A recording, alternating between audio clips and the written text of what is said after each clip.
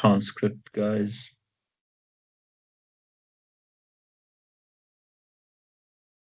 Right. Last week we had this wonderful interactive class. Let's make sure that we continue with the interaction this week. Right. So, what is the difference between innovation and invention? What is the different difference between innovations and inventions? Anyone to hazard a guess? What is the difference? What are some of the fantastic inventions of our time?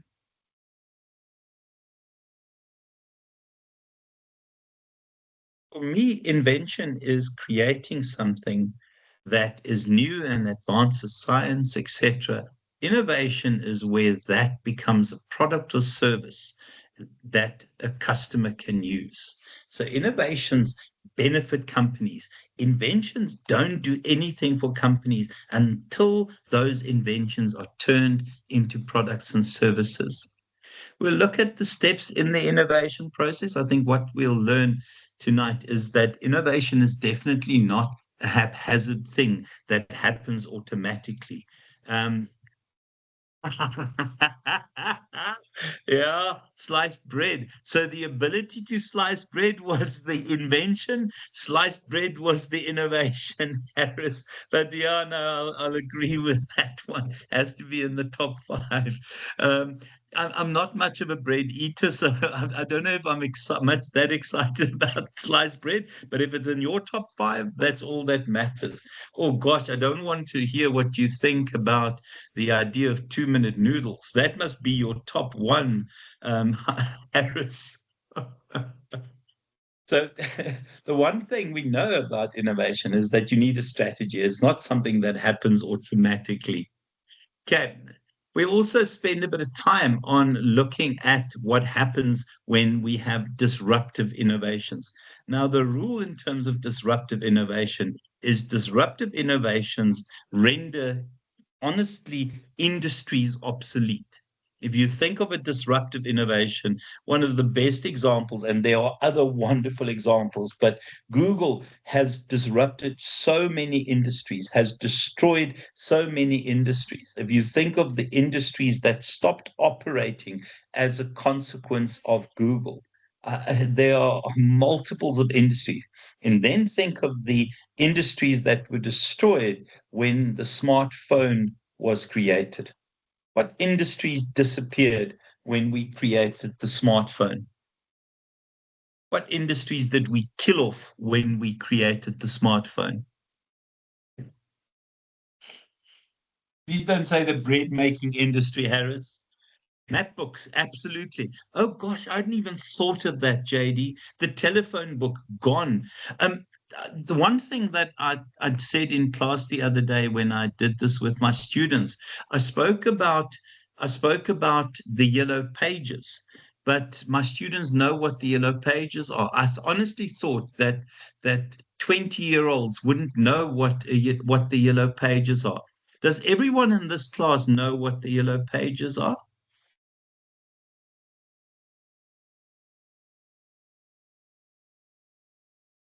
Okay. I see some people putting up their hands. Marius, Jenna, Lolita, Azra. Oh my gosh, Brent as well. Okay, now stop putting up your hand now. Does anyone not know what the yellow pages is or making lampshades? What is that? Yeah, I think it's an industry that's dead. Who doesn't know what the yellow pages is? Gosh, I will get to a point, guys, where I lecture this particular module, where people will not know what the old yellow pages, white pages are. Yeah, that's it, Lolita. That's exactly it. What else did smartphones kill? Guys, it killed GPSs. I mean, not only did it kill your yellow pages, Google, along with those apps on your phone, killed GPSs. I mean, I did have a GPS at some point in my vehicle. Yeah, searching. I mean, libraries are under immense pressures. And what did libraries do to reinvent themselves? What did libraries do to reinvent themselves? Do we still get libraries at universities?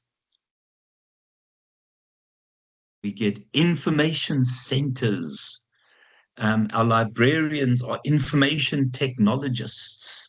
I mean, we see these changes in industry. So if you go to, and I don't know if you ever get onto campus, and I know some of you might have started on campus and then transitioned here, you would have had an information center. You don't have libraries on campuses anymore. What else did the smartphone kill? Who watches reels rather than TV, CD players, MP3 players, 100%? I mean, if you think of the disruption that that single device that lives in your pocket has created, I mean, it's caused banks to close down because we now use our smartphones to pay. Who uses their smartphone as a credit card to pay? Yep, well done, Lolita. Well done. I think most of you do. Yeah, Owami as well. Nice, nice, nice.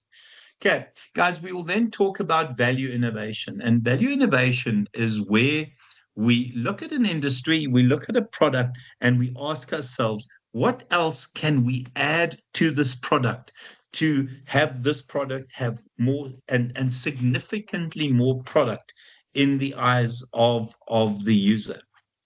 Give me examples of products where their value has increased because of innovations over time. And yes, the smartphone and all the apps that we can load on there would be one of those, where we add value and we create value for money. What products have really good value for money because of innovations?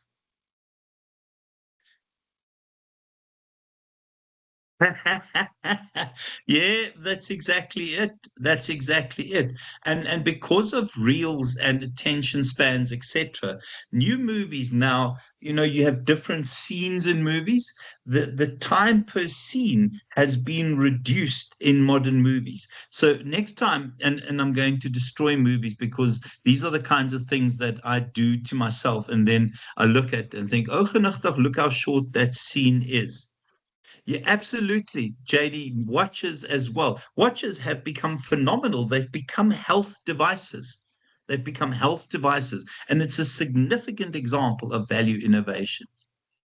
In terms of smartphones and those attention span things, guys, do yourselves a favor. Next time you watch a movie made after about 2020, even and it's more so in the 2025, look how quickly there is a transition between scenes. Look how short the dialogue is kept and how often the scenes change.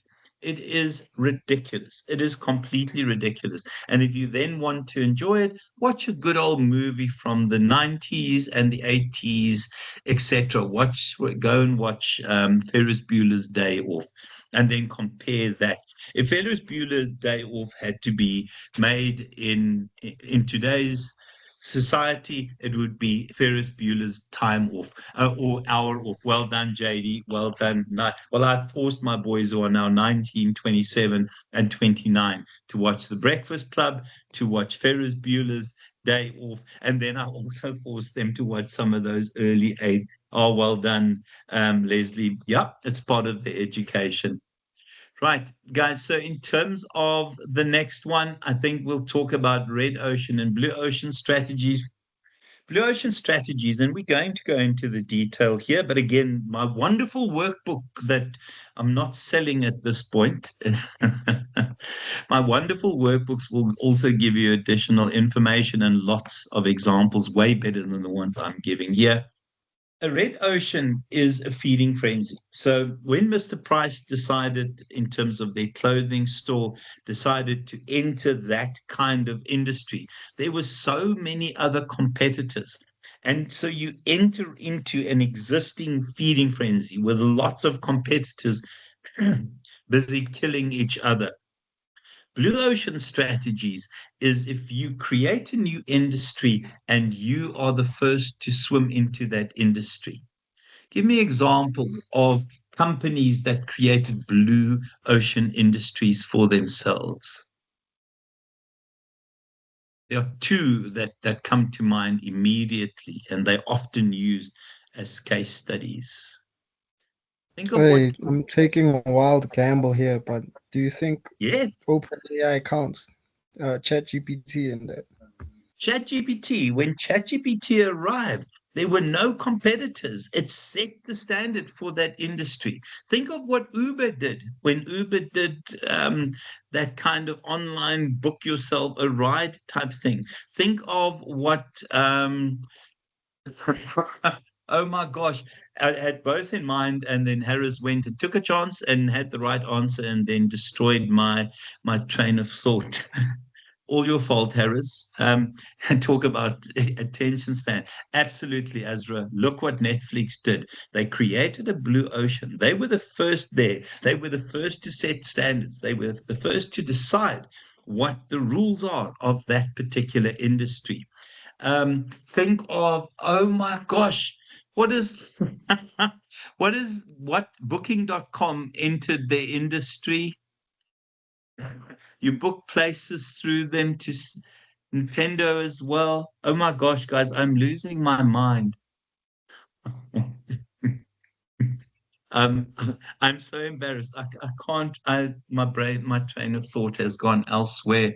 This is what age will do, guys. Other lecturers would be more prepared and they would remember their exam. Yeah, I wish I prepared. Yeah, I'm gonna go with Uber. This is so embarrassing. Nah, it's not. I've done it before. Um, flipping heck, guys. What Booking.com joined the industry? Why can't I remember? Oh, it's on my phone. Hold on, I'm going to filter through the apps on my phone. Oh, it's a new phone. I might not. Airbnb. Shame on you for not telling me bloody Airbnb. Okay. Now remember, when Airbnb arrived, it set a brand new standard to a brand new industry. And now we've got booking.com, we've got, is it Slop is one of those, Slop. What are the others that have that do something similar?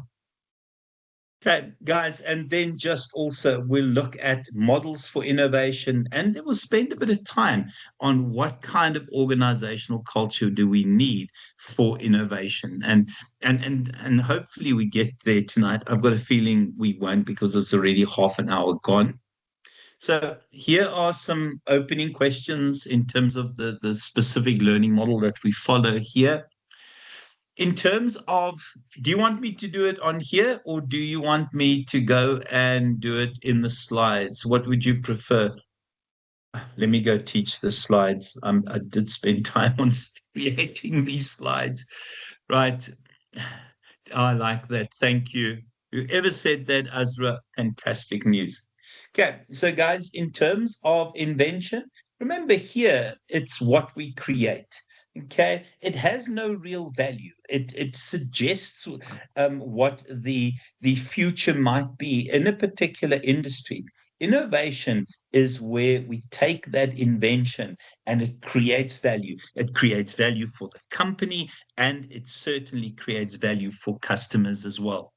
Think of being Steve Jobs and Steve Wozniak sitting in Steve Jobs's garage and saying, right, we've had binary code invented. Let's now turn that into an innovation. And in Steve Jobs' garage, they built the first standalone computer.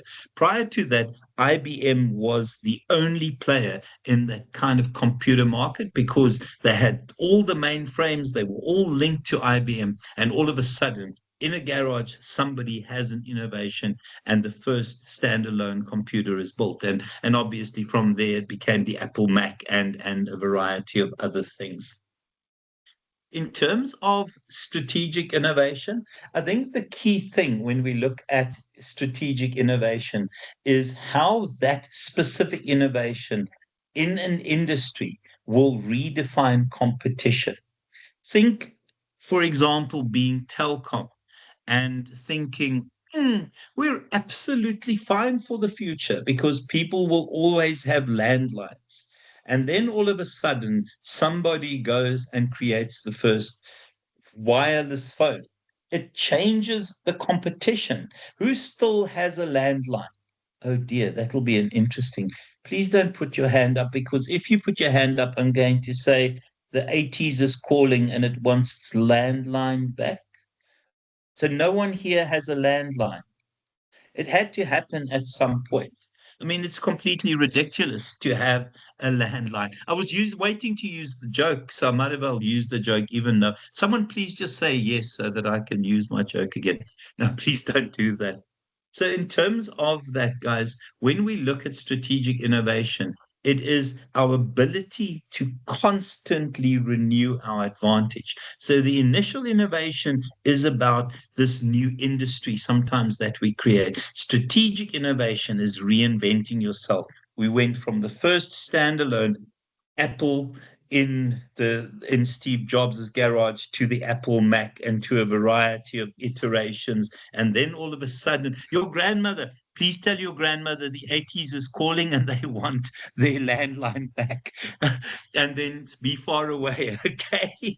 No, it's not cool. There's some of the people here that won't be able to use that phone. If I don't know if you guys have seen the reel where they give students one of the with 17-year-olds one of those old phones that the old dial phones, and they're pressing inside the numbers and not understanding. Who has never, well, a lot of you, who has never used a landline phone here?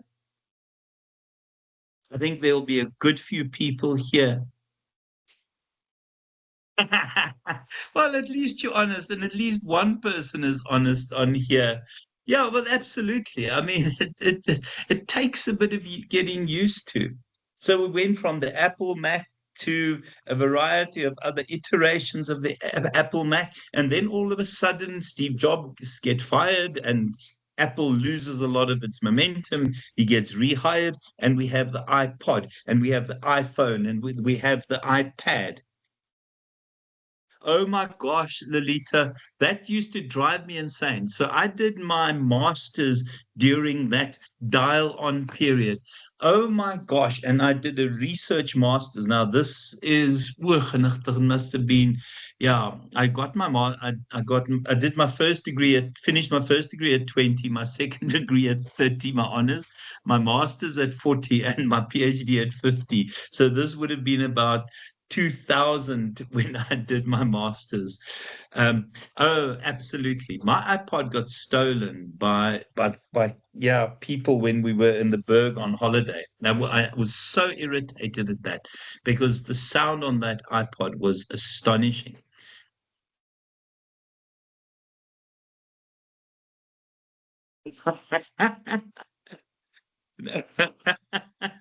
Yeah, absolutely. Absolutely. You'll be chosen, goodness, with a wonderful name like that.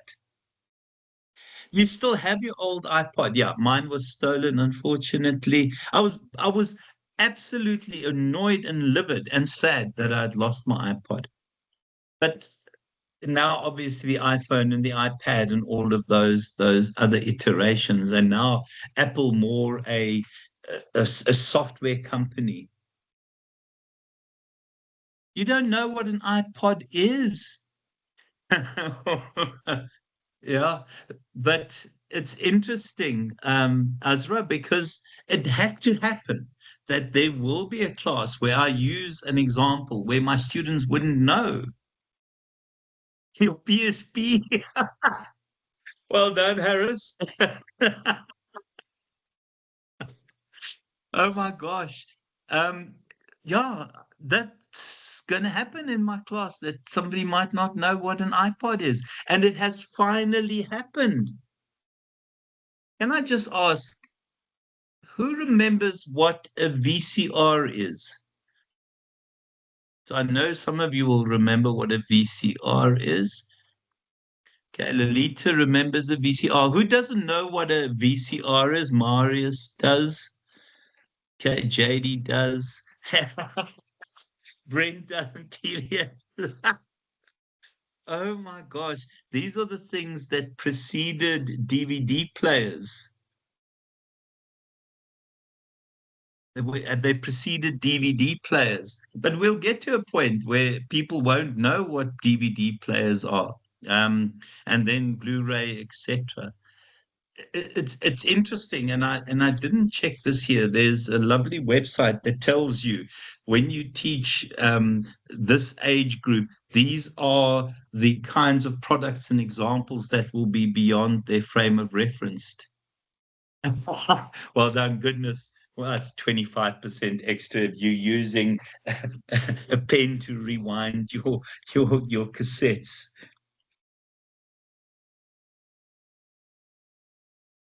Yes, absolutely.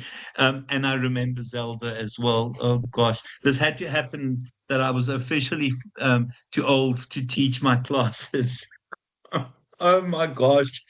Right, guys, and then just in terms of that, I think part of reinventing yourself is that strategic innovation aspect. So in terms of the idea of sustaining and disrupting innovation. So disrupting innovation, as I said, guys, will render industries completely obsolete. I think, and what it does, it brings in such advances, and initially isn't always that efficient. So it's the stuff that gets the early adopters excited. In terms of marketing terms, who here considers themselves an early adopter? Who remembers the term floppy disk? Because Azra wouldn't know what a floppy disk is either then.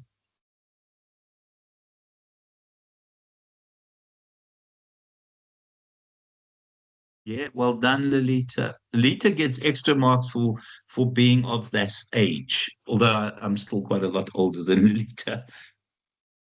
Not sure what it is. Yeah. Hmm.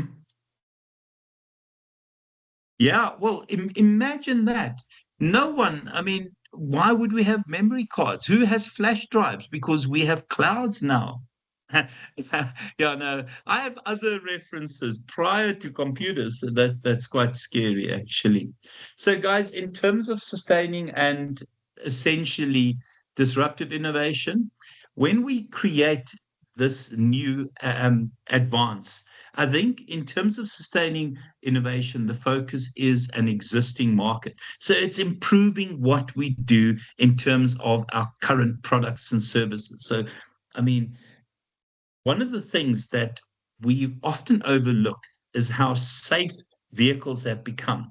You know, back in the day, the road deaths in South Africa were significant, and we've had these significant advances in safety in vehicles that we now end up with vehicles that have NCAP maximum ratings. And if you don't know what the NCAP is, just search NCAP, you'll see what it is.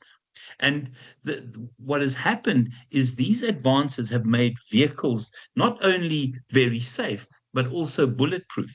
Remember, I'm from a generation that you didn't know when you stick your key into the starter thing, whether your car would start.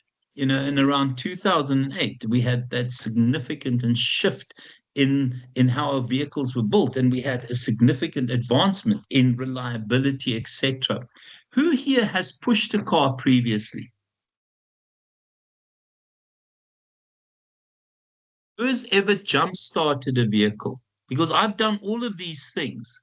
Who has jump started a vehicle? One of my biggest worries that I've spoiled my kids too much is my son phoned me and says his battery is dead. So I pushed not jump start it. So I said to him, jump start the vehicle. Now this son is 29 years old now. So, and he said he must have been about 19 or 18 at the time. So he said, well, he doesn't know how to jumpstart a vehicle. And he was absolutely fascinated at the fact that I put the car in reverse, switched it on to the lights appearing at least, and then they pushed me back and I let out the clutch. So at the age of 18 or 19, my son discovered what it meant to actually jumpstart a vehicle. He's now 29. those kinds of things didn't happen or doesn't happen in terms of modern times, and most of your vehicles can't be jump started because they're automatic. So if you let, but you also have, the lights don't stay on, so your batteries don't go flat because you have warnings that you've left your lights on. I'm assuming that you all drive fairly modern vehicles. Those are the kinds of sustaining innovation things. You looking at existing products, looking at existing markets, and improving those. Second gear for forward drive. Well done, goodness. Well done. Yep, that's 25% extra. Those of you that have automatics and have never jump started a car, minus 25%. Okay, guys, the next one in terms of disruptive innovation, often for brand new users. So these are those early adopters. These are those individuals that got the iPhone when other people were still buying Nokias. And yes, the first iPhone was more, it was very good in bar fights because you could hit someone with it. But once people realized we could write apps on it, etc., and yeah, I think it's minus 25% for not knowing what I don't know what you I didn't know earlier. Sorry, Azra. Yes, that's exactly it, Kayla. Don't let your battery go flat when you have an automatic. So I think often in terms of disruptive innovation, it will attract those early adopters. I did ask that question. Who here considers themselves an early adopter? The first person to have used Mr. Delivery or Uber Eats, the first person to immediately download the Uber app and use it and test it. I mean, there's some people that will always be ahead of the curve, and others will catch up.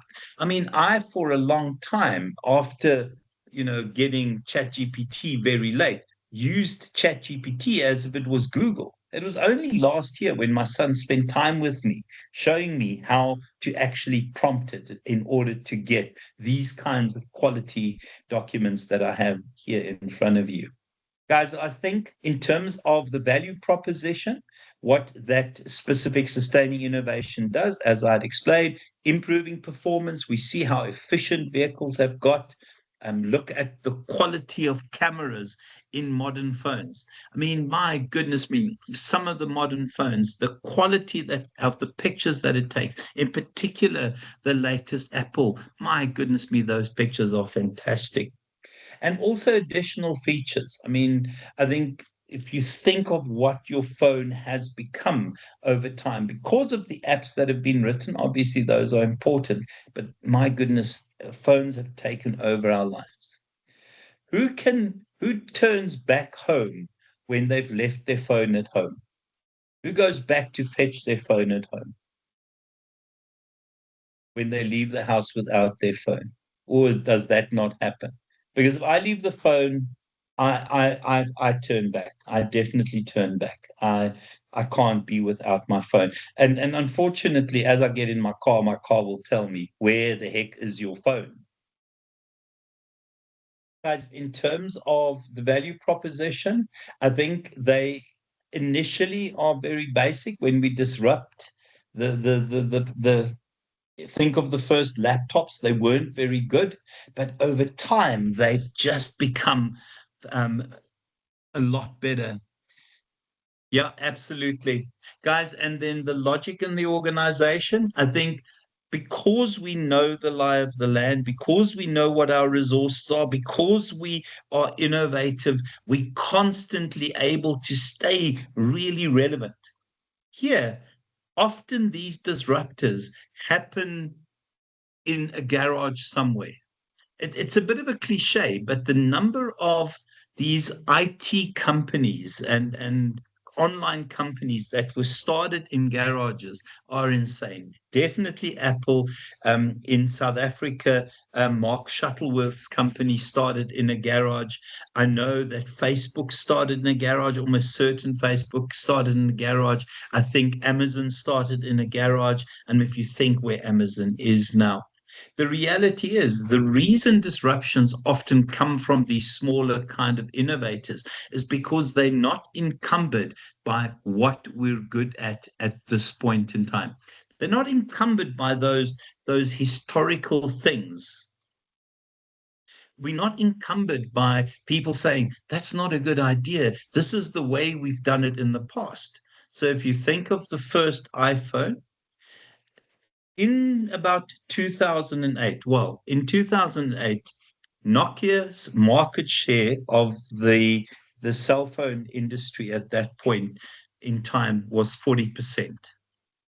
They then saw Apple create the touch screen, and they then had a moment where someone said, no, that doesn't make sense in terms of what we do, because we are known for the candy bar design phone. People would never want a touchscreen because it's just always going to get smudged. People definitely want to push buttons when they make calls. And all of a sudden, they were stuck in this success groove. And you guys will hear me use that term a couple of times this semester. And that success groove prevented them from moving to the touchscreen in time. They're now about 2% of the smartphone market. Apple is about 20, Samsung is about 20%. I think the main risk here is sometimes you will get to the point where you just add features where you don't get any return from those additional features. And also you lose sight of what is happening in terms of the disruptions that are taking place. If we think here, I think the main risk is often existing organizations not paying attention, believing that their way of doing things is perfect. Think of how long, and I still find this amazing, music has survived in an era of online stores. For me, music has survived way longer than they did. And when they died suddenly. So for me, often those disruptors get ignored. So we had Netflix, and people were still thinking, no, Mr. Video and what was the other one? Blockbuster would be the future. Guys, in terms of how we actually actively create a strategy to innovate, I think it starts with searching. And the searching is paying attention to your customers, to the science that is advancing, that is potentially creating opportunities to your competitors who might be having better ideas than you. And often here we look at those potential environmental changes and the pestle factors. You start there, but you spend a lot of time on customers as well in the industry factors. The things we look for, customers being unhappy, your own customers being and starting to miss the video. Yeah, actually, well, can I just say, Netflix, goodness, Netflix started off as a video delivery service. So you would order from them, you would send an email or you'd phone them, and they would send you boxed a number of videos to watch.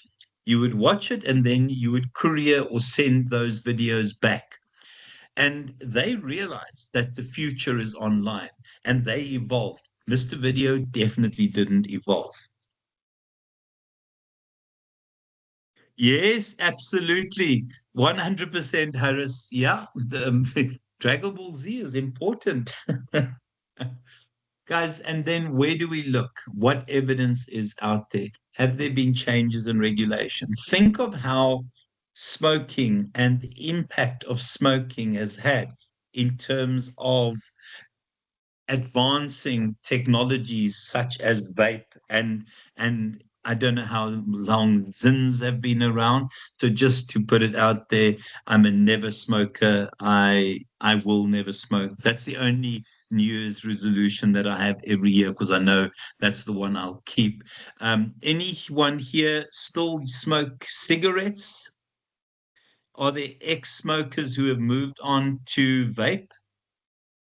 And are there people who started by vaping? Do we have any vapors on here? Oh, so people don't want to own up. That's interesting because I teach in an on in a face-to-face campus, and so many of my young students all vape. There are definitely vapors here. And then the Zin people. Who are the Zins? Who doesn't know what Zin is? I didn't know until about 3 weeks ago what Zin was. Yes, exactly, Lolita. Zin apparently are tobacco pouches that you put under your lip, and it just gives you nicotine straight through your gums. Zins. They are zins, eh? Yeah, near these things don't make sense to me. Vapes don't make sense. Zins don't make sense. Cigarettes don't make sense. Zin? Is it zin? Because have I got this wrong, guys? Zins. Is it something? Is it zin spelt like that? Oh, sure. I tried to be all gangster and know what zins are, and I don't know how to spell. How embarrassing was that? Yeah. Okay. Oh, my date of birth. Yeah, February. How old must I be to vape to Zin? Yeah, can I BIM? That's old enough. Confirm. I'll accept all the cookies here. Oh gosh, what have I done? These people know stuff about me. So they're little pouches that you put in your lip. Thanks for that, Laura. What? Try not. Can I search that safely here? Harris, can I search nasty bar safely here? Yeah, yeah, you can search it. You can Honestly, search you it. will. Please don't do this to me. Nasty bar. Oh gosh. Yeah, this might not end well. This might be my. Oh, nasty vapes. What the hell? Nasty bars. What the heck is going on?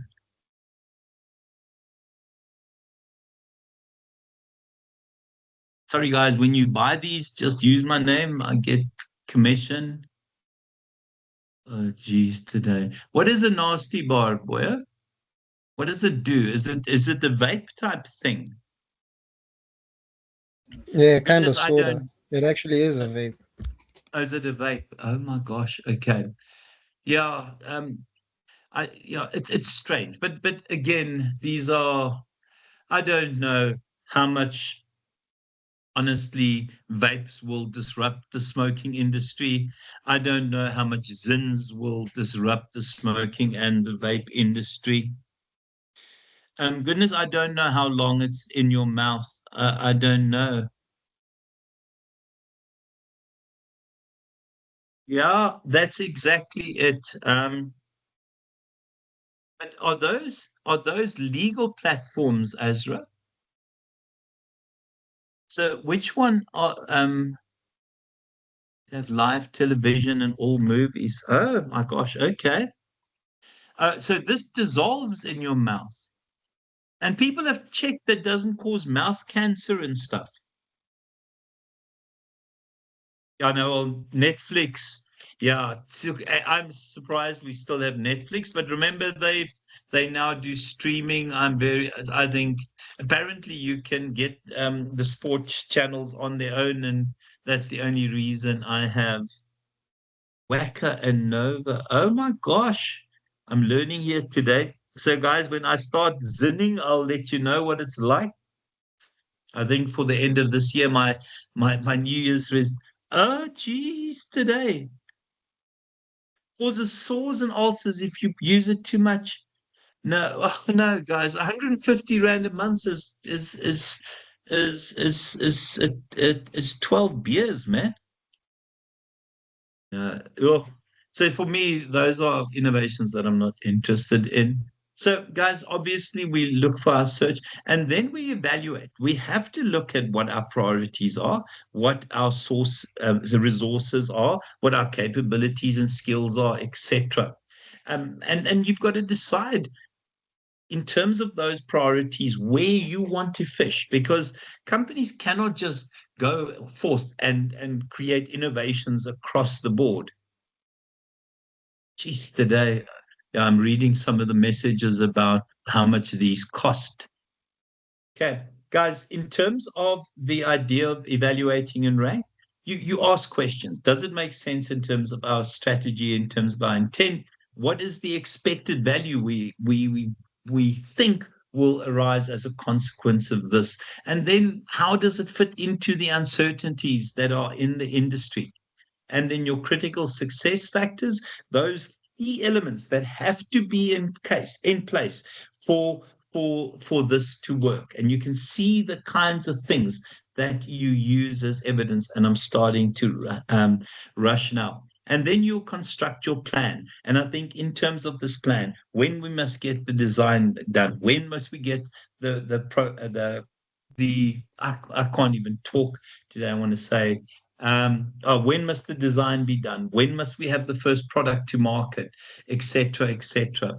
And then we measure our success and we see whether we've capitalized on an opportunity, counteracted a threat. I'm busy rushing and I get irritated with myself when I rush. Thank you so much for making this interactive, guys. It was, again,